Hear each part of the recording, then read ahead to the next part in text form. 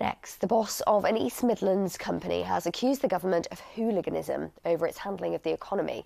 A drop in the value of the pound has severely hit firms that have to pay for imports with dollars. But another business, a major exporter, says it expects to become more profitable, as Simon Hare reports. Aztec Oils stands on the site of the former Bolsover colliery, and where coal was once brought to the surface, oil is now turned into lubricants for all sorts of engines. But the plummeting value of the pound in recent days has put a squeeze on profits as it buys much of its raw product in dollars. It will hit us. You know, a lot of our contracts are fixed and then they're converted at the prevailing rate. So at the beginning of every month we'll get a new rate based on what the dollar represents currently, which is parity now virtually.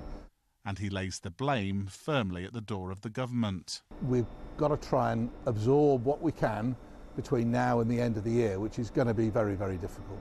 We have to kind of manage that, and what they're doing now is just hooliganism, really. Well, I guess a weak pound is bad for importers, generally speaking, people who pay for their goods in US dollars in particular, but it raises an opportunity for exporters, those who sell their goods overseas. That includes firms like David Nieper at Alfreton, which exports about a third of its female fashion wear. So the man in charge here is hoping the positives will outweigh the negatives. This falling pound is going to make the company more profitable, and it will give me the opportunity to give an additional pay rise to our staff, which I'm prepared to do right now. And how's that gone down?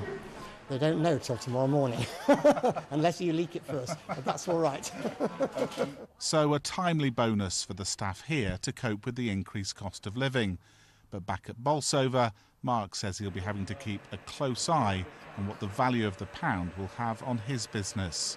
Simon Hare, BBC East Midlands Today, Derbyshire.